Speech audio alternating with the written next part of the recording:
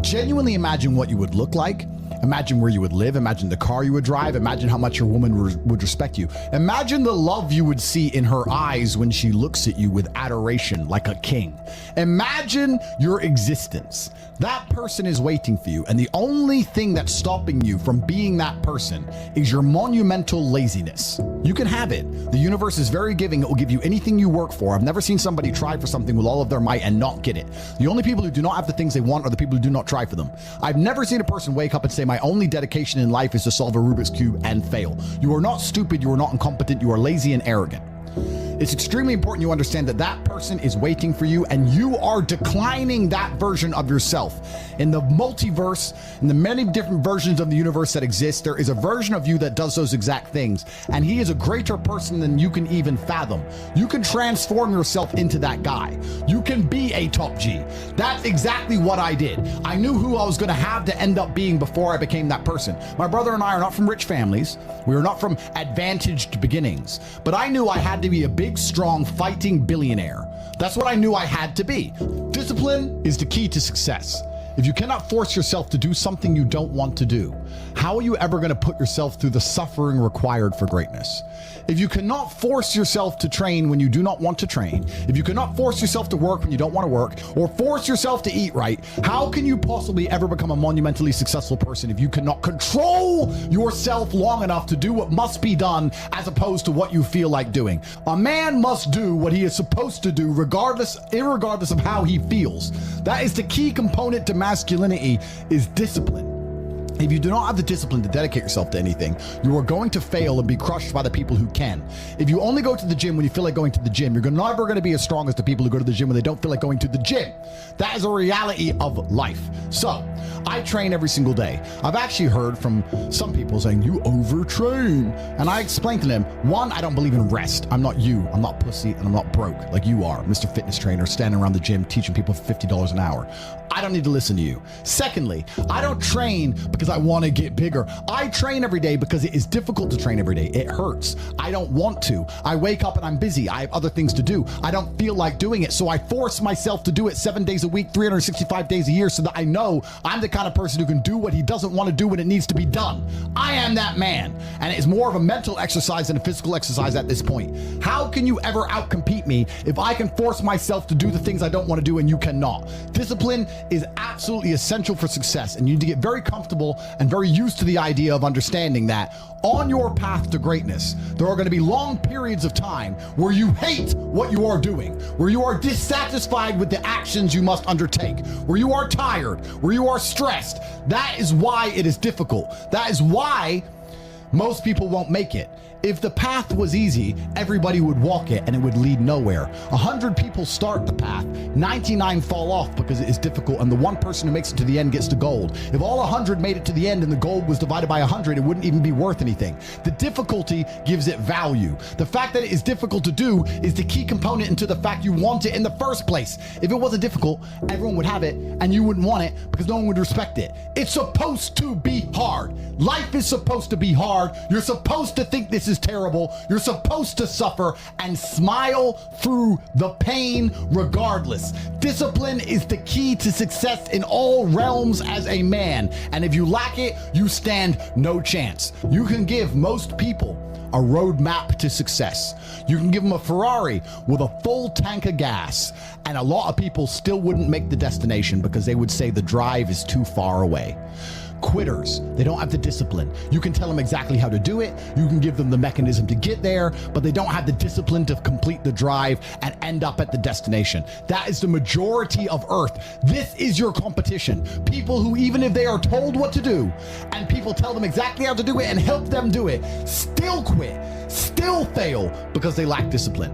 Even me, with my monumental powers, I can't make a quitter successful. It doesn't matter how good I am. It doesn't matter how easily I make it for them to succeed. It doesn't matter how compendious and concise and powerful the real world is. It doesn't matter how much I text them and motivate them, how many emergency meetings I do to try and talk to them and hype them up, how much motivation I give them. It doesn't matter what I do. If they are a quitter, guess what they're going to do? They're going to quit. No matter how simple the map is to read, no matter how fast a Ferrari is, somewhere along the drive, the sun's going to get in their eyes, meh, meh, and they're gonna sit there and go, I don't like this, this is hard, and they're gonna quit. Quitters are the #1 type of people that nobody can help. If you're a quitter, I can't help you, life can't help you, God himself cannot help a quitter. So if you lack discipline, you lack the very basic building block to any type of success which exists on the planet. By every single metric which can be measured with science, you are going to stay a loser and a failure. So you need to pick the low-hanging fruit first. And the starting block to all of these things is your body. I believe if you lift, stretch, move, improve your body, try and train MMA, learn how to fight, get stronger, get bigger muscles, it's a fast track to self-discipline, which will carry over into all other endeavors. And I would argue that is nearly impossible. In fact, how many people can say the gym saved their life? How many people do you know were depressed, started training, got in fantastic shape, and weren't depressed anymore? It is very easy. The low-hanging fruit is your body and upgrading your body. That is the easiest struggle, which is never going to backfire on you and never going to be a negative towards any other facet of your life. And when I look at men who are physical specimens, I think everyone naturally does this, but I'm going to openly say it. I respect them differently than I look at men who aren't. I have a different level of respect for them because they show me they have discipline. They show me they have motivation. They show me they're capable of doing difficult and hard things. Those are the kind of people I trust. They're not afraid of struggle. They're problem solvers. People who train are problem solvers, and you need to become one, and you need to become very, very adept at solving problems pretty quickly. I actually find it amazing that there's people out there who aren't in perfect physical condition. Guys, let me tell you all a news flash. If you eat right and you train hard, you look good. Yeah. It's like a biological certainty. It's almost impossible to be fat and look bad if you eat right and train hard. Your body will react and give you exactly what you want. So why don't you all look like superheroes? Do you not understand how intimidating that is just when they look at a group of people and they all look like superheroes and they can tell they're all disciplined, all hardworking, all dedicated, all physically strong? The struggle is what's beautiful about it. That's the most important thing. That's what you have to understand. The key is to keep training. If you train hard every single day, you don't have to worry about a little bit of vitamin C. It's true. If you don't train and you don't smoke, you're still going to be a pussy. Yes. The answer is always hard work. As soon as you are granted life, you are guaranteed death. What you do in between is up to you. You are all conscious. That could end tomorrow, that could end in 100 years. But the time between the beginning of your consciousness and the end of it is completely up to you. Training is never the wrong decision. If you are free, you should train. If you are rich, you should train. If you are poor, you should train. If you smoke, you should train. If you don't smoke, you should train. If you drink, you should train. If you don't drink, you should train. You cannot escape that hard work is always the correct decision. There is no time in any scenario when working hard is going to be the wrong answer. You should always try your very best in all things. I always knew the answer to everything is raw action. The answer to everything has always been raw action. My dad had a tweet about this. He said that raw action solves all. So when I was broke, I was never like, I'm poor, what do I do? It was, I'm poor, I have to do something. If I was broke, I'd go for a run. That's why I was such a great fighter. If I was broke, I'd sit there and go, I'm actually poor. How do I make money? Dunno. Where can I get some cash? Dunno. What work can I do? Dunno. I'll just go for a run then. And I just go for a 3-mile run. You just have to say, well, I have to do something. I can't just sit still and die. A lot of people are happy to just sit still and die or go to sleep and take a nap. Well, if that's what you want to do, then you can stay a loser. That's fine. I'm glad there are losers because if everyone had Lamborghinis, my Lamborghini wouldn't be fun to show off. I need you to look at it and feel the deep pain in your heart of regret and failure. That's the whole point of it. I need to drive my Bugatti and everyone be looking at it going, I'll never have one of those. And I can get all their energy and feel it all, and it makes me happy. Fantastic. So you can sit at home and do nothing. But when I was poor, I had to go for a run. I couldn't sit still or lift weights or do something. I couldn't even sleep. So raw action solves everything. And I understood that at a young age. But as you get older, you get to look back and you get to put your whole story together, the whole tapestry together. I knew I wouldn't stay poor. Did I ever think I'd get this rich? Well, I never said I wouldn't, but did I ever think it would probably happen at this level? No. But it's amazing how the compounding interest of just endless raw action adds up. I've never had a lazy day. I've never skipped work, never missed an email, never had a day off, ever. You name if you were to go through the last 3 years of my life, you will see that there's never been a day where I wasn't doing what I was supposed to do. And it all just adds up, and then monumental success comes and you get to laugh at everybody else, ha ha ha, and life's great. I find it amazing that I speak to people my age and I say, in my 20s, I spent maybe I don't know, let's say 3 hours a day. What's a decade at 3 hours a day? Let's just say 10,000 hours. I spent 10,000 hours in the gym training. You're the same age as me. What did you do with those 10,000 hours? And they can't even tell me what they did. What did you do? Watch TV, go out, go pub, sit around, sleep, nap, chase women? What did you actually do? We had the same amount of waking hours and the same amount of minutes. I know where 10,000 hours of my minutes went, and that's why I'm the champ. That's why I have 4 title belts above my bed. That's how I spent my 10,000 hours. Tell me what you did with your 10,000 hours, which is equal to, comparable to, or superior than how I spent my time. And they can't even name what they did with any of their time. They're like, don't know. So if you're 16, you need to be using every single waking minute towards things you're going to remember. You're going to remember training. You're going to remember working hard. You're going to remember trying to make money. You're spending your life and wasting your time doing things you're not even going to be able to recollect in a few years. You're going to wonder why you fall behind the people who don't waste time. Time is the ultimate currency. Time is money. Time is also strength and power and networks, connection. Time is everything. You can convert it. It's like malleable. Time is like Play-Doh. Yeah. You can turn it into anything. You can turn it into muscles if you go to the gym. Turn it into fighting prowess if you go to the fight gym. But people have all this time and they just mush around with it. And then they're like, don't know why I'm failing. I wish I was successful. You shouldn't wake up and say, how happy am I today? How does that affect how I act? That's not how I operate. I wake up and say, what must be done? What will allow me to be proud of myself? What will allow me to achieve? And those things will be done regardless of how I feel. And that's how the most successful people on earth all operate. The most successful people on earth don't only do things because they feel happy about doing them. You are truly disciplined when you have so much belief in the importance of your actions that the rest of the world feels like an unnecessary distraction. Why would I want to have fun when I can work instead? I can be proud of myself for doing what was hard as opposed to entertained by doing what was fun. Proud is larger than fun. People like this are impossible to beat.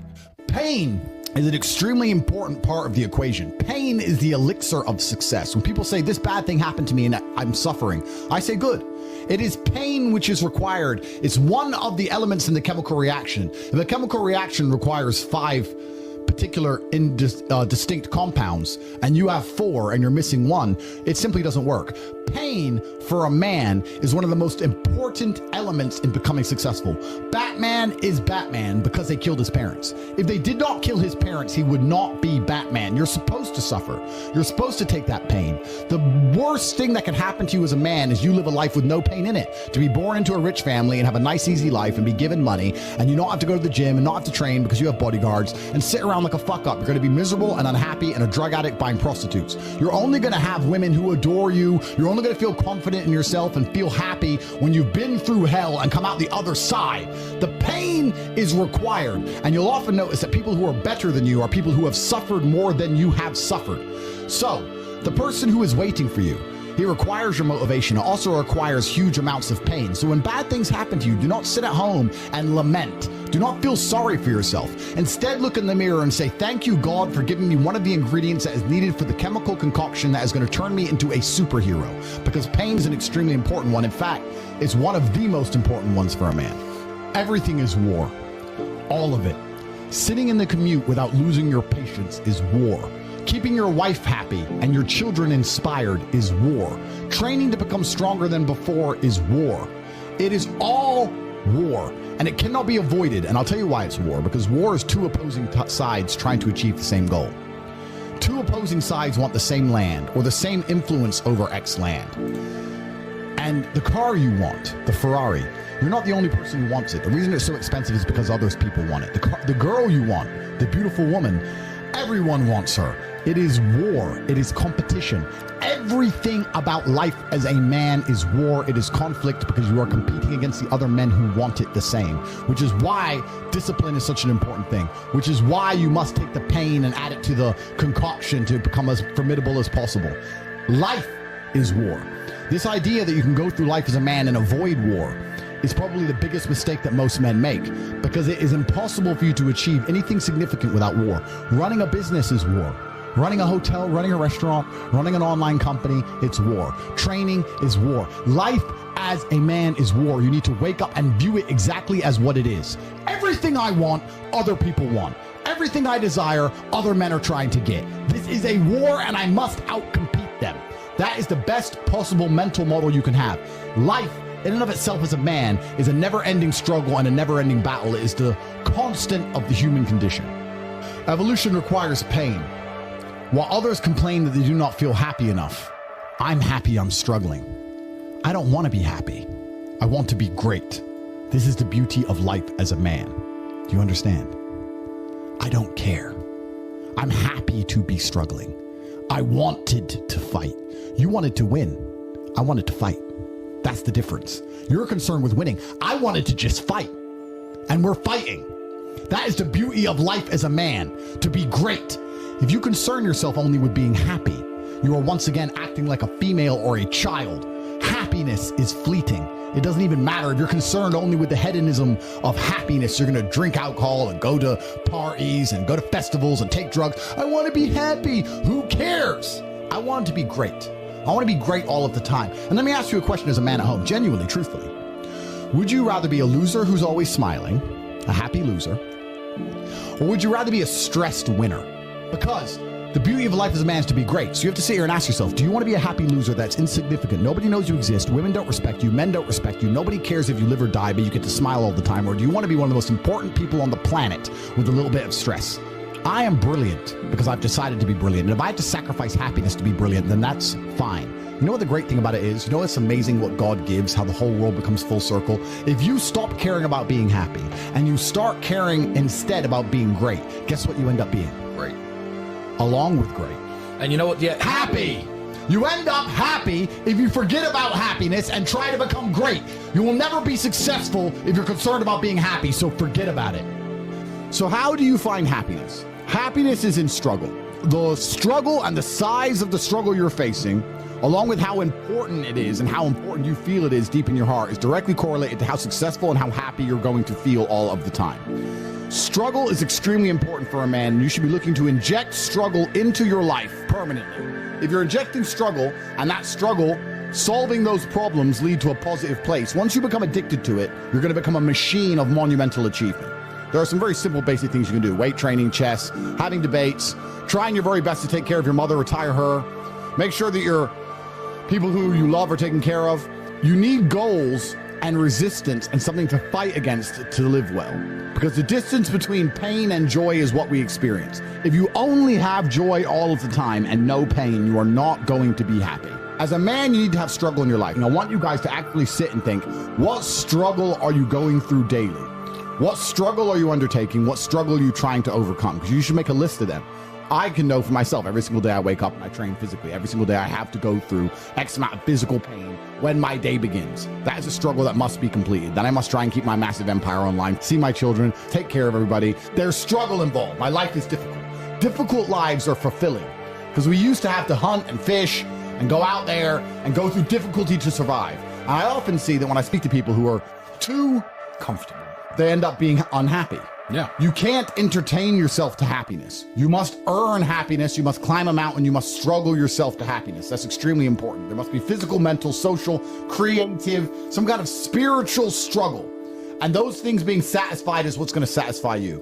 People are afraid of accepting there's a problem because then they know they have a responsibility towards fixing it. Yeah. And they don't want to do anything, one, because they're lazy, and two, because they're afraid they might lose. So they'd rather pretend there's no problem at all. And I think I often say to people in a lot of my videos about a lot of other subjects that it's not always the winning and the losing. It's the fighting in the first place. And there's plenty of men in history you remember who ended up losing in the end. Napoleon, for example, who still fought, which is why they mattered. It's not, if you're only going to fight when you're guaranteed to win, then no bravery is required. And you have to fight so that you can look back on your life and feel happy that you tried to do something when you knew it was going on before it was too late. Forget about the winning and losing for now. Focus on the fight. Most of the important things in the world have been accomplished by men who kept fighting when there seemed to be no hope at all. I heard it during a boxing match, and I think it was between Evander Holyfield against some guy who's not nearly as well known. And Holyfield was losing, and then he starts swinging, hitting the guy. And the commentator said, "Suddenly the champion returns with initiative and vengeance." That's a good slogan for life. You should wake up, look in the mirror, and say, "Suddenly the champion returns with initiative and vengeance." That's a good way to start your day every single day. Yeah, it is. Initiative and vengeance to become the best possible version of yourself.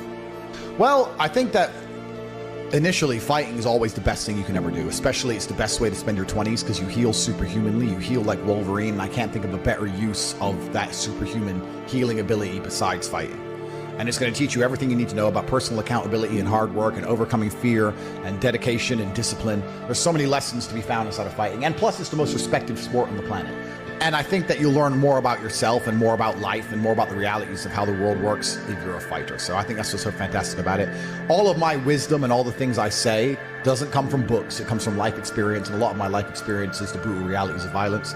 So people say, oh, Andrew's so smart, Andrew's so wise, Andrew knows so many things. I've learned all of that simply through fighting. And if you're a warrior in life, the arena may change, but the battle never ends. It's just never ending. And you have to get used to fighting. You have to get used to being under pressure and under stress all the time and being the kind of person who can perform and smile anyway. And I'm glad I spent my 20s training because I can't think of something else. Alternatively, you can go out there into the world, try and implement your mark on the world, work hard, try to get rich, more money, more problems. You can try and start a business, the stress of that. You can lose your girlfriend because all you're doing is working. This is a new level of stress, a new level of trauma, but at least you'll be a somebody at the end of it. As a man, there is no easy life. Your life is not about being easy. Your life is not about being happy. Your life is always going to be difficult. All of the pain you feel, all of the sadness you feel, you're supposed to feel as a man, and you have two effective binary choices. You either go through the suffering and go through the trauma and go through the hardship it takes to be a man of value, or you suffer eternity as a nobody. There's two ways to suffer. You either suffer as becoming a somebody, or you suffer as a perpetual and forever nobody. Life is hard. Life is difficult. Maybe I've just been unlucky, which I don't believe in, but I've had so much trauma and bad events and negativity and stress and all these things that have happened to me. And I've used all of it to be monumentally successful. If I wasn't that way inclined with the workload that God put on my shoulders, I'd just be in a ditch somewhere. Like, I don't understand how people are functioning. If you're not thinking like me and you're going through life with any other mindset, you've been extremely fortunate that God smiled on you and allowed you to sit around most of the time doing jack shit, and you have yet to be punished for that. Yeah. I could never have lived that life. If I was a bit lazy or a bit, or I was a bit of a snake, or if I lied to people, I'd be dead by now. Yeah. Like, so a lot of these people are just absolutely and utterly blessed by God that they managed to go through life with such a non-competitive mindset and they're still breathing. Like, I don't understand how people can think any other way. Yeah. I've spoken to dudes and like, I had a bad couple months. Why? Oh, my girl left me. You've wasted months? But I really believe God's given me one of the best lives, and I can't complain about anything bad that's happened.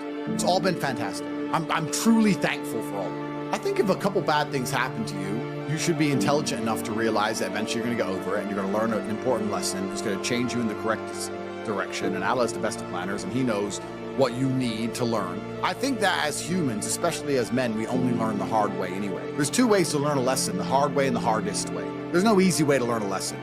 You have to learn the hard way. So God gives us lessons via difficulty. He thinks you need to learn this about yourself or this about other people. So I'm going to give you a difficult time so you can learn your lesson. Because if I told you, if I just said, hey, Andrew, this is how the world works, you go, yeah. But when I show you, when you feel it, my fight coach used to say, you have to feel it to believe it. That's why if he was teaching low kicks, he'd kick your leg off. Because you don't believe in the power of a low kick. You don't believe a low kick can be so devastating unless you felt it. You have to feel it to believe it. So God will give you a difficult time so you learn your lessons. And the lessons are very important for you to be the person who you need to be in this life. He's the best of planners, and I'm thankful for all the lessons He's given me. He's bestowed knowledge upon me.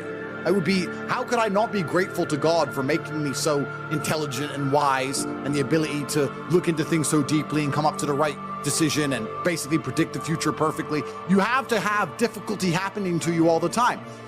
So when you sit and say, I want an easy life, what you're saying is you're a dummy, and you want to be a dummy. You want to stay a dummy. I want an easy life, and I don't want anything bad to happen to me, because even though it will teach me lessons, I'm too big of I can't handle the emotional pain. I can't handle the stress. I don't want to be a dummy. I want to be smart. If I want to be smart, then hurt me. I just know that I become a more formidable, more competitive version of myself after every single bad thing that's ever happened to me. It's one less thing to fear. It's one less thing to be worried about. I've done it before. All of the wisdom I have, all of this knowledge I speak, all of these things I say have been learned through basically difficulty of life, through professional fighting and being poor and all bad things happening to me and struggle. All of my lessons have been bad things, bad events, bad scenarios, bad situations, pain, suffering, anger, resentment, all of these horrible emotions are how I've learned everything. So I thank God for giving them to me. And anyone who wants an easy life wants to stay a dummy. What do you learn if you just get money, you buy a crypto coin, it blows up, you get some money, you go to some restaurants? What do you learn about anything? You don't. Completely. And then the thing that's so interesting is that the people who are choosing the safe option is actually choosing the most risky option. So you're not taking a safe option, you're taking a coward's way out, and it leads to exactly where a coward's way should lead. Cowards in the end do not get to enjoy the shade of the olive tree, because unless you fought in the arena, unless you've been a gladiator, you never get the peace of mind and peace of heart, which is afforded from bravery. So if you choose the safe choices in life, thinking, oh, I'm gonna take the safe route, you don't end up anywhere safe. The safe option doesn't work anymore. You need to take risks. You need to try and start your own business. You need to go all in on things. You need to go wild. You need to be a man who's not afraid to stand up and think, fuck it, it's all on my back and I'm gonna find a way to pull this off. Because any other way, any other option in the world today only leads to a bad scenario. Yeah. The safest thing you can do are the riskiest things. That's the now scenario we're in. Every single gamble I've taken, which was seen as risky, all paid off for me because I dedicated myself completely.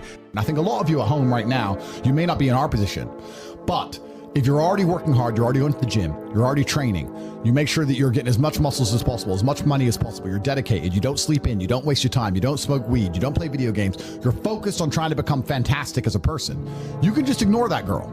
That girl who broke your heart or cheated on you, just ignore her. The most powerful move you can make is ignore her. Yeah, you could yell at her. Yeah, you could try and make her scared of you, blah, blah, right? That's not going to work. The powerful move is just to completely ignore her because you're on your ascent. She is likely on her descent. She likely has no intention of improving herself, no intention of becoming richer, no intention of becoming better looking. Time is against her. As she gets older, she's going to lose her looks. You're going to continue your ascent, and she's going to have to watch you for the rest of her life be the man that she could have been with that she's no longer good enough for.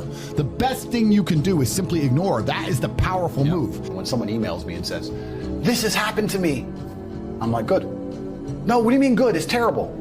How else are you going to become important? How else are you going to find endless fire to get up and struggle in the face of the competition that's out here in the world? How else you're going to do all that with a nice, cushy life? If any man's honest with himself, think about the biggest transformative stages in your life. Think about the times you got the most work done. It was a bad part of your life. You were heartbroken, or you lost a house, or broke, or whatever. That's when you did shit. When everything was fine, the mortgage is paid, dinner's on time, it's kind of doop-de-doop-de-doo, little by little, do a little bit of work, do a little bit of relax. But the big events come from trauma. This is it. So it's a cheat code. It's a cheat code to climb the mountain. So when I get a message from whoever and he goes, my wife left me, I'm devastated. I say, I understand. I completely understand how hard it can be to lose a woman that you've given your entire life to. And you've done so many nice things. And then because of one thing you did, her innate and absolutely insane level of ungratefulness has turned her bitter, and she now talks to you like she hates you over one thing you've done after thousands of efforts showing how dedicated you are to her. And even now that you're prepared to die for her, she doesn't give a shit about you. I understand that pain. But my answer is, good, it's still good. Now take all of that pain, and instead of emailing me, this. And then you're going to become the kind of person that women don't leave. Then you win. Heartbreak is the most fantastic motivator on the planet. When a lot of men message me and say they're heartbroken, I think that is the most fantastic mindset to be in to achieve things. Because there is that degree of revenge, and there is that degree of vengeance, and that can only be achieved through being so successful, so monumentally important that she can't forgive you. And also, you cannot even sleep, you can't even concentrate, like your whole mind's a mess. That's the perfect time to train. I only mention heartbreak all the time because I know it's a path every single young man goes through. There's up and down, there's rain and sunshine. You have to be that man who's gonna go through it all. If you're a man who has a heartbroken, why did this happen? You have to know the why to prevent it from happening. You have to analyze the scenario and learn from it. When you look at your bad or your previous relationships with women that went wrong, you can sit there and go, okay, this all went wrong. What has she taught me? She taught me that I'm emotionally affectable. She taught me that if she ignores me, she gets more attention than if she's nice to me. You have to sit there and analyze all the lessons, and you have to implement them. It's the same with absolutely everything. As a man, you have to be accountable for absolutely everything. Every single thing that happens is your fault. You made her leave you. You did. Whether you like it or not, you are the reason she became so cold. You are the reason she doesn't listen anymore. You are the reason she's so arrogant all of a sudden. 100%. You are. You may not have identified why yet, but if you identify why, then you get into your next relationship healed and understanding what you did wrong and learn from it. That's what you have to do. But most of these men don't want the self-accountability and they want to blame the women. You have to blame yourself. I actually truly believe that women in their hearts, unless they're completely corrupted by society, women just want to love and be loved and feel safe. That's what they want. They want a man that they can look at and they truly know he makes the decisions and I trust him to make the decisions and I love him for that and I respect him for that. That's what they truly want. When a woman starts turning on you, it's usually because she doesn't trust you for some reason. She doesn't trust your judgment. If she starts to doubt your judgment, how can she truly love you? You're the protector, you're the provider. If a woman's gone cold on you, you have to sit there and go, okay, she doesn't trust my judgment. What have I done that made her doubt me? It's not her fault. It's your fault. Every single time a woman leaves you as a man, it is your fault. Always. Even if a richer, more successful, more alpha man stole her from you, it's still your fault because you need to be like him. It's always 100% your fault. First things first is that going through a breakup sucks. And every single man out here, no matter what they say, understands how bad it is to go through a breakup and understands what heartbreak's like. It's difficult, it's not easy. I'd actually like to argue that men feel more heartbroken than women. I think that's facts. I think it's true. And I think it's because one of the possessive element that we have, the idea of her being with someone else hurts more than the idea of you being with someone else to her.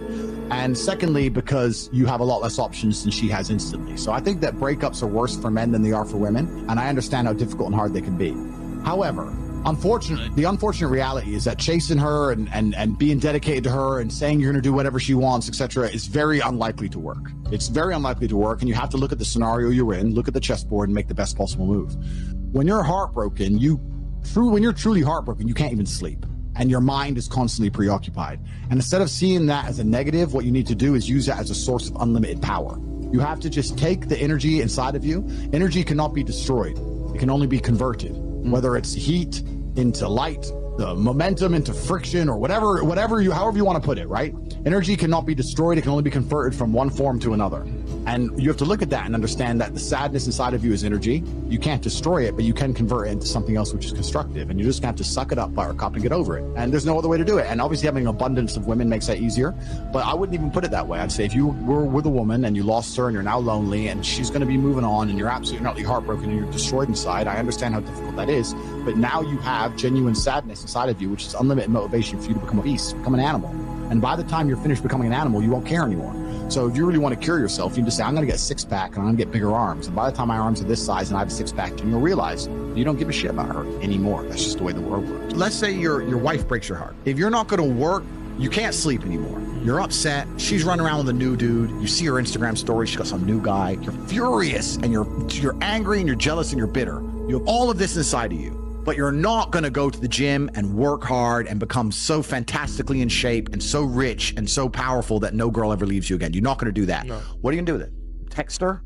Try and explain to her? She doesn't care. Like, you can write the most perfect English. You can write the most beautiful words ever constructed. Forget Shakespeare. You can do, it doesn't matter. She doesn't care. She just doesn't care. She's distracted. She forgot about you. She forgot about you. So what are you going to do with all of that inside of you if it's not positive? Well, it's going to consume you and you're going to end up self-destructive, or you're going to embarrass yourself, or you can take all of that and put yourself in a position where it never happens to you again. Yeah. Those are the choices. So what's the most intelligent choice to make? Yeah. You know, the cowardice is they are afraid to lose her. Trump says it in his book, The Art of the Deal. If you're not prepared to walk away from the table, you cannot negotiate. And that is absolutely true in a relationship. If you are not prepared to get rid of her, then what are you negotiating? If you're not prepared to say, sorry, that's the red line, goodbye, then you don't have a negotiating position. You don't have one, because you'll just say, no, no, no, no, no, forever. It'll just stay forever. There has to be a line you will not allow to be crossed. There has to be, right? And so many men are so scared of losing the girl, but if you refuse, men message me all the time, I need my girl to listen to me, but I don't want to split up with her. You already lost. I was like, bro, if you're telling me there's no scenario in which you will leave her, I can't help you.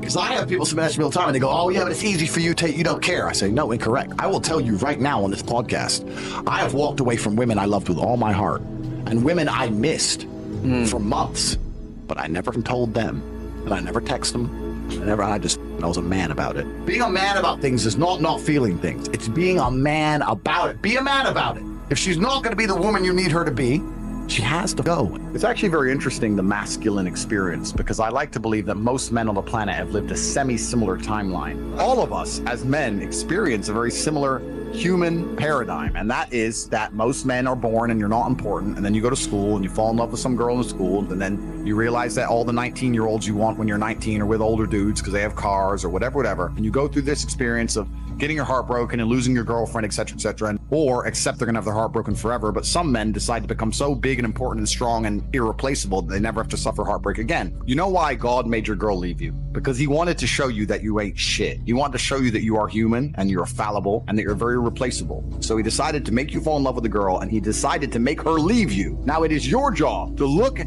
the board, understand what's happened, say, I understand, God, I deserve that.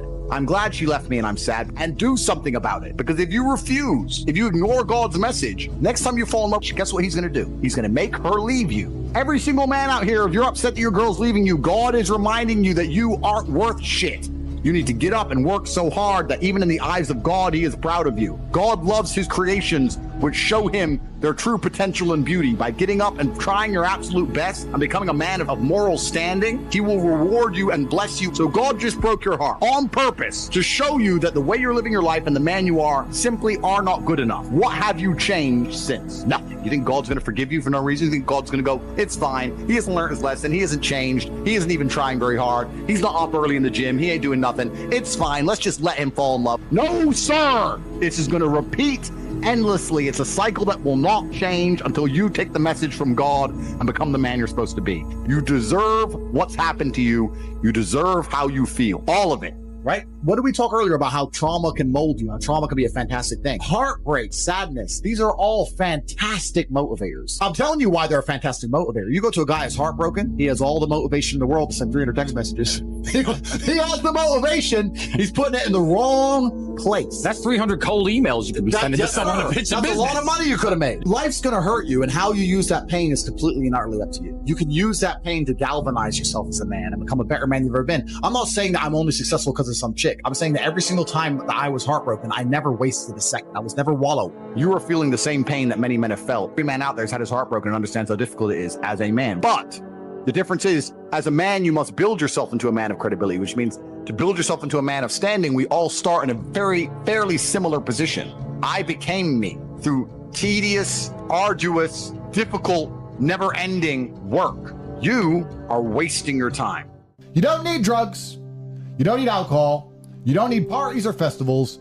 You don't need fun. Fun is the vector from which Satan operates. Every time you look at something which is fun, it's all just hedonistic. There's no money to be made. You don't retire your mother. You don't help the world. You don't give to charity. You don't become stronger. You don't become wiser. You don't learn anything. Next time you think of what is fun, and someone goes, guys, come, it'll be fun. Sit there, go, wait. Will it? Life's not about fun as a man. Life is about doing the right thing because it must be done. You do not need fun until you've already reached the highest possible echelon. So this whole idea that you need fun in your life, you don't. What you need is purpose. You need discipline. You need hard work. You need things to do which are going to benefit you and the others around you. You need duty. You need obligations. And you need performance metrics. You need people around you who are going to hold you accountable. You don't need to be waking up thinking about fun. You're nobodies. You're not important. Nobody knows who you are. You're not physically strong. You're not financially wealthy. You have bigger concerns. You're obsessed with this idea of fun. Hey, what are we gonna do this weekend? We need to have some fun. Do you? Do you need fun? Do you deserve it? Really? Have you actually gone out there in the universe and made a mark large enough that you're allowed some time off to have some fun? You don't deserve any fun. You don't need any fun. You have work to do. Your obsession with fun is holding you back. These things you think are fun aren't fun. For a man, your contentment will come from your purpose, and it will come from your competence, and it will come from succeeding objectives. It will come from completing difficult things that other people cannot complete. It will never come from the easily accessible hedonism, which you have confused for fun. If everybody can do it, you shouldn't want to do it. If everybody can go to that concert, you shouldn't want to go. If everybody can go to that club, you shouldn't want to go. But you should only want to do things others can't do. The only fun I have is doing things I know you're not allowed to do.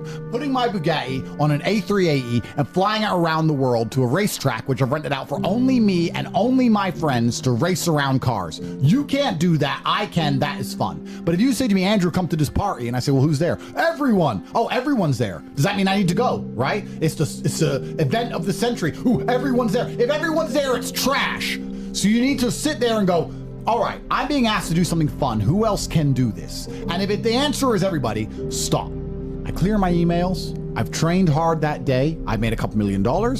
I've spec'd a brand new car. I've checked on all the people I love, all the people I care about. I've donated some money to charity. My children are fed. Their mothers are taken care of. Everything is in order. Everything is in its proper place. That is fun. If you say to me, Andrew, skip a portion of that organization and professionalism so that we can go and do something that everyone else can do, my answer will be no. That does not sound fun to me. And the fact that you think that's fun shows that you have a severe mental deficiency. Stay away from it. You're only going to find actual fun through purpose. And you're only going to find purpose through exceptionalism. So you need to become the best possible version of yourself in all realms. That's extremely important. The reason you are so unhappy is because you are trying to have fun. You're unhappy because you're trying to have fun instead of trying to become important. They are very different things, and you're never going to feel satisfied in your heart unless you become important. When you're living that type of life and you end up searching for meaning, you end up down the path of hedonism, because the meaning is, I want to have as much fun as possible. But fun in and of itself, I was talking to another girl, and I was saying to her that fun, she was saying to me, you know what, Andrew, all you do is work. You never really have fun. And I said, fun is haram. He goes, is fun really haram? I'm like, no, it's not. But please understand what I'm trying to say here. What I'm trying to say is, when you look at what most people do for fun, it's haram. Look, when fun is clubs, drinking, running around, laughing like a kid, all this, all the bad things in life, the negative haramities, can be attained through this obsession with fun. If you find a man who's obsessed with work, I have things I need to do, and I feel satisfied inside when I do them. I have duty and I have work, and I have obligations to fill and objectives to meet. I feel happy when they are done. That is my fun. My fun is clearing my emails, making $2 million in the day, buying another investment property I don't need, going to bed, training hard, eating right. That's my fun. Call me boring. That's what I enjoy. When you were talking about that lifestyle and what you end up searching for in that hedonism, you just end up searching for excesses, right? To have more fun, you want to get more drunk, go to more clubs, and it's just a black hole, and it never ends, and you end up destroying yourself. Yep. We need discipline, we need purpose, we need to have parameters set for us. And truthfully, as a person, you're happier that way. Being exceptionally regimented is fun. I truly enjoy it. I enjoy it just as much as I enjoyed being, because what would happen before is I'd do all my work and I'd train hard, and I was always an effective person. I was still 1,000 times more effective than the average man. And then I would take 6 or 7 hours and drink and smoke and have fun and enjoy all the fruits of my labor. I became extremely rich. Why not get on a private jet and have fun? But now, instead of spending those 6 hours having fun, I spend those 6 hours continuing to work. And I enjoy it just as much. So now I'm sitting there going, well, I enjoy it just as much, and I'm not damaging my health. I enjoy it just as much, and I'm making more money. So it really, truly ruins my day when a beautiful girl's like, can I see you? It's like, oh, I've got things, I've got work to do. I'm regimented. I have to sit here and type. I don't want to talk to you and have fun and party. I don't want to do any of that. I want to do emails. You don't get it. I know to you it makes no sense, but you already have all this money. Why do you want to do emails? Because that's my fun now, regiment. Is happiness the purpose of life? No, absolutely and utterly not. The purpose of life is to be competent and successful. If you try and base your life and your mentality purely around how happy you are, you'll end up hedonistic and destroyed. I think that as a man, your happiness comes from feeling respected over feeling loved.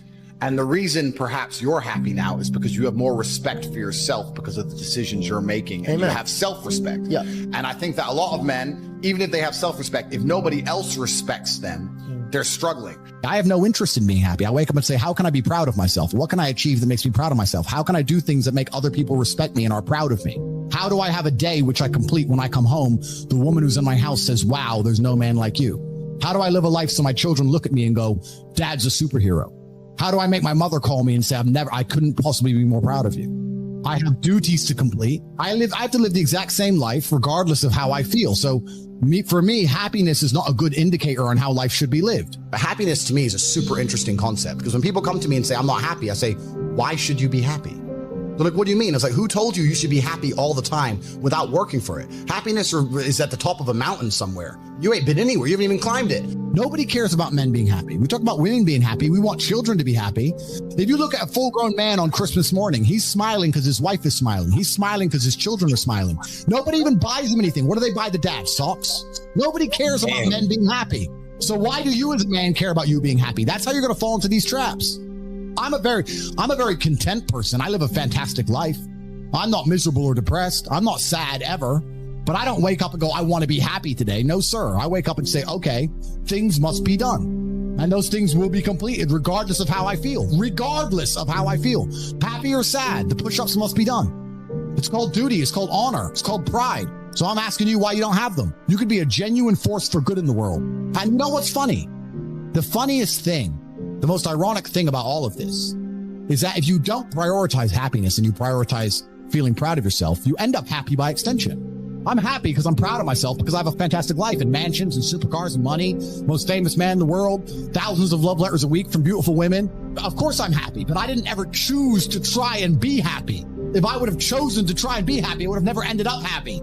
Happiness is the number one thing that must be earned. And I'll tell you that my happiness is based on very real world achievements. I couldn't be happy if I was broke. I couldn't be happy if I was obese. I couldn't be happy if I was lonely. I couldn't be happy if I wasn't respected. I couldn't be happy if I couldn't whoop a dude's ass. I couldn't be happy in those scenarios. So I made sure none of them scenarios came true. I have earned my happiness via hard work. It's the top of a mountain, which I have climbed. I deserve it. I deserve to go to sleep with a smile on my face. Just that's what I can deserve. And every single guy who hasn't got it probably doesn't deserve it. The universe is very giving and very fair.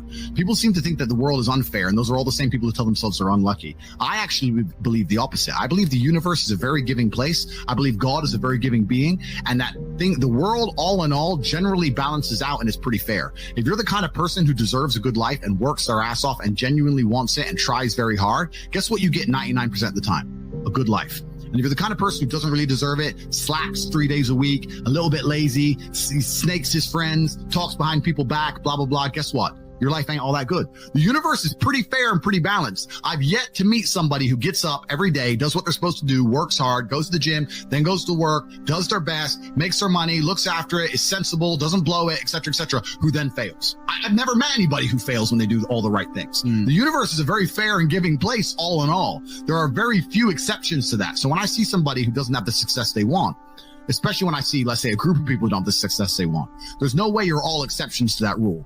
You may want something, but you certainly don't deserve it, and that's why you don't have it. I refuse to accept that there are people out there who cannot become happy, contented individuals. I refuse to accept we live in a world where God has created people who, no matter how hard they work and how good their life becomes, can't be happy. I don't accept that. I accept that the universe is a very giving place and that God loves all of us. And if you try your best and you work hard, you can become a better person. Please understand, you can be happy in the middle of the struggle, in the middle of the stress, in the middle of the war. Let's explain happiness and how happiness works.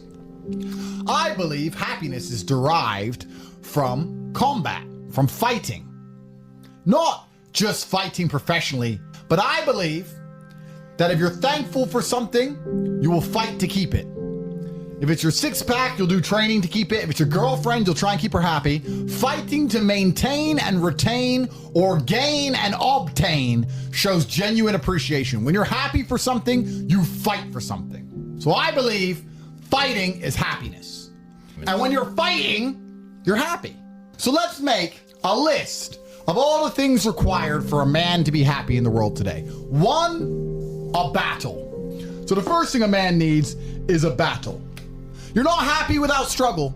Well, the worst experience a man can possibly have is to be born with everything and not have to work for anything, because there's no light without dark. Being rich is only fun if you could talk about the times you were poor. You can either fight back or give up. But I don't understand most people. Imagine giving up. Imagine it even being an option on the table. How could you not fight? I am thankful to God for giving me this battle. There is nothing I'm more thankful for than God himself, because I know men like us don't give up. Which means what happens is you end up addicted to the struggle because you want the positivity from it. You want the dopamine. And if you're addicted to the struggle and you have any semblance of capability, you then become one of the most important and formidable forces on the face of the planet, because all you do is fight.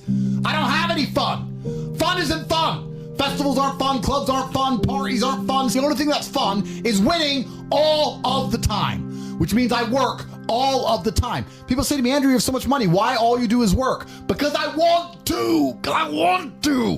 Because I have to win. We are designed, we have evolved, we're biologically wired to want to win as men. Guys, if you're ever feeling sad, do these things. You'll be happy. I promise. Fun is not as fun as struggle. Fun is not as fun as feeling brave. Fun is not as fun as having a vision and making it come true. Fun is not as fun as victory. And nothing's as fun as victory. Nothing's as fun as victory. There's only two forces in the world. Forget what Newton said. There are two forces in the world: stress and relaxation. You have positive organs and negative organs. There is a version of you in the world which is important, which is respected, which is rich, which is capable, which is charismatic and funny and interesting. You're not him yet, but you need to make a plan to become that person. That person exists. You have to make it come true. I don't believe in faking it before you make it. There is nothing fake about belief.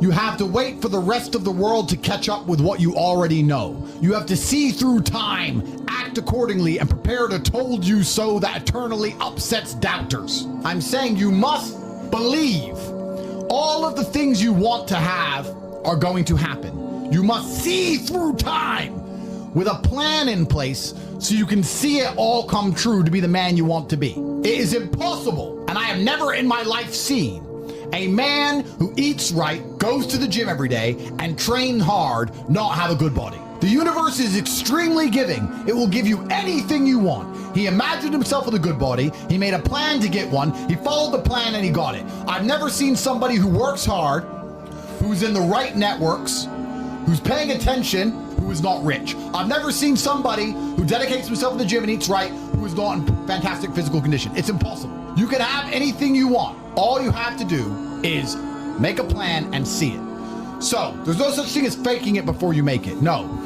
You see it and you make it come true. You make everybody else accept your version of reality. You see a version of yourself inside of your mind, and when other people do not see it, when they look at you, you bend space-time and change your outward projection, your avatar, so others view you exactly the way you see yourself. It is called belief.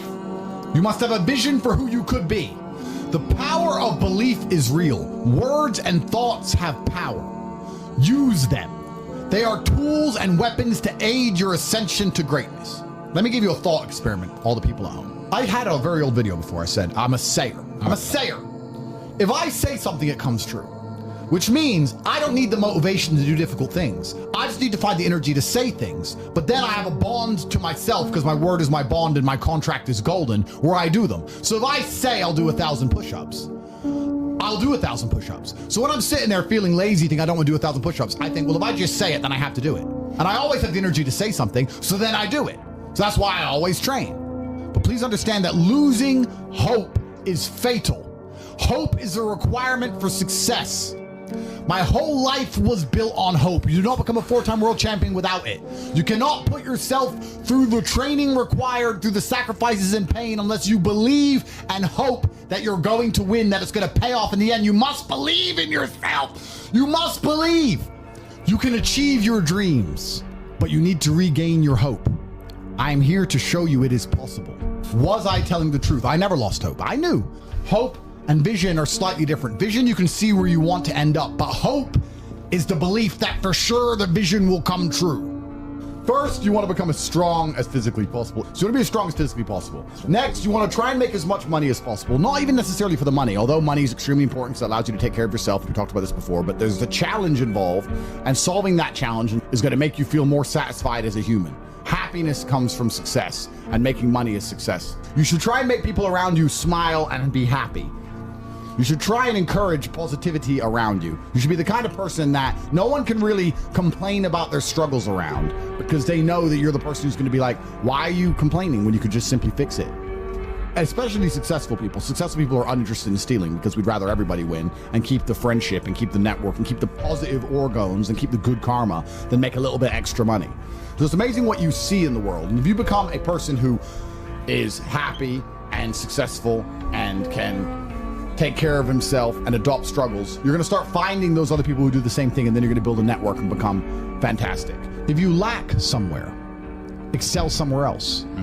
Counter your weaknesses by honing other capabilities. If you're ugly, become filthy rich. If you're poor, be as strong as an ox. Life is unfair. The primary focus of your energies is to balance the books. And there's two different ways you could interpret that. You can obviously increase the attributes that you are lacking. If you have the ability to train, because a lot of people don't. Some people are born without arms and legs, but you with 2 arms and 2 legs are sitting at home jerking off the hub, flabby and fat. If you have the ability to train, you should be doing it. But also, you know, there are some things that some people are just better at, and you can counteract that problem by teaming up with people who compensate for your weaknesses. People who are strong in areas where you are weak, and you team up with people where you are strong in areas where they are weak. So if you have a disadvantage, you also have somewhere God has given you a distinct advantage over others, and it is your duty to excel in that realm. It is your duty to become so monumentally influential and powerful within that specific criteria in which you have the capability to be brilliant, that your weaknesses no longer appear because they can be simply overshadowed by your network or overshadowed by your absolute competence. The reason I'm the luckiest man on earth is because God has given me endless building blocks to build a superhero. He's given me endless power. He's given me endless motivation. What do we say? Yeah. He's given me endless. I have endless sources of power. I can sit here right now and recall events that will prevent me from sleeping for 2 to 3 days. That gives me a superpower that other men do not have. They want to go to sleep. They're tired. I can stop being tired for days at a time. I can just have a thought. I can remember. I can sit, close my eyes, and use the power of my brain to vividly remember events, and I will not sleep for days. And when people come to me and say, oh, this happened, I'm really sad, or my heart broke, or this bad thing happened to me, I say, good. Thank the Lord that he's given you this endless source of motivation. You're wasting it. That's your problem. But it's been given to you. Nitrous oxide has been given to you. You just have to use it in the correct way. So I'm the luckiest man in the world because all the bad things that happened to me have given me all the building blocks to become the most fantastic man on the face of the planet. I think everybody on the planet has something to prove. If you walk through life and feel like you have nothing to prove, then you're a loser. If you wake up each day and go, I don't owe anybody anything, I don't have to prove anything to anybody, then you are a loser because you are absolutely not incorrect. You must prove yourself to other people. You must prove yourself to your bloodline, as we just discussed. You must prove yourself to God. God hates the lazy. He can't stand them. If he gives you all these genetic dispositions and these natural God-given gifts, if you have 2 arms and 2 legs and you can think, and you're not trying your absolute best, that's the reason you're not lucky. He doesn't like you. He likes the people which show him the beauty of his own creation. He likes to give somebody building blocks and them to build something amazing. It's the best thing about being a man. You get to build who you are, right? You can decide if you want to be a funny comedian or a musician or a kickboxing world champion or fight the Matrix. You can decide whatever you want to be. God loves to see that. Those people, for some reason, seem to be enormously lucky, right? The person who goes, I don't have to prove anything to God. I don't owe all of my ancestors any effort. You know, for 5,000 years, people were dodging saber-toothed tigers and catching the plague and running from Genghis Khan. I don't owe them anything. I don't owe them a thing because I want to play video games. These people are losers. I wake up every day with something to prove. I have hundreds of millions of dollars. I'm in fantastic shape, 4 times world champion. I will have to be braver. I must try harder. All I do is prove myself. So when I hear people go, I don't have nothing to prove, then you're a loser. Peasants have never felt like they needed to prove anything, but kings felt like they needed to go and conquer land. Isn't that it's coincidental that the king, who already had it all, felt like he needed to go to some far-flung land and conquer it and take it and prove he's the king? But the peasants, oh, I don't have to prove nothing to nobody. You're a loser then. You're a dummy. I absolutely and utterly, completely have everything to prove to everybody all of the time. That's who I am. I will prove anything to anybody. If I sit and say X, I will prove it. If you never make a mark on the world, then you effectively never existed. And when you're gone, nobody will care. And that's very important because you have a duty to your ancestors and you have a duty to God. So you must make a choice. And this is a genuine choice for you people at home. Do you want to live in obscurity forever and be invisible and not matter and have an easier life? I would argue that it's not easier because in your heart and in your soul, you're going to feel guilty knowing you could have been something you're not. Or do you want to try your absolute best and struggle and suffer every day of your life, paying the rent for all of the amazing things around you? We pay endless rent. We pay rent for our bodies. We pay rent for our relationships. We pay rent to keep our kids. We pay rent to keep our business. We pay rent to keep our freedom. Every single day is work to pay the rent. It's absolutely never ending, and you have to make that choice. So if you have a pen and paper in front of you, you need to decide, do you want to be invisible with a lower rent bill, or do you want to be important and work hard and suffer to make sure that the rent is paid? It's a choice you must make, and it's binary, and you must be extremely dedicated towards the decision you finally make. Another thing that's going to give you A lot of motivation and power as a man is helping other people. It's inside of the masculine imperative to provide and to protect. If I love a woman, I want to protect her. I want to give her things and I want to make sure she is safe. This is how I feel naturally. It's my natural inclination. Another thing you should be doing is trying your very best to help people, to give to other people. You have enough money to give some away. You have enough time to take 10 minutes out your day and help somebody who is worthy. Don't be used by users and losers. A lot of people go through life with a very average attitude and they wait for their one big break. But you have to build your big break. And you're going to do that with 1,000 tiny victories. By constructing the correct mindset, you can be in the exact same scenario you're currently in, living the exact same life with a different mental model in which you view the world, and you will not only feel more powerful, you will be more powerful, you'll achieve more amazing things. You will be greater, you will be happier with the same car, the same woman, the same house, the same income, the same everything, but your mind changes the lens in which you view the world. Lenses change things, rose-tinted glasses, perhaps dark glasses. You can put glasses on, change the lens, and you can view the world differently by changing how your mind is constructed and put together and the way you view the world. That is the point of mental Aikido.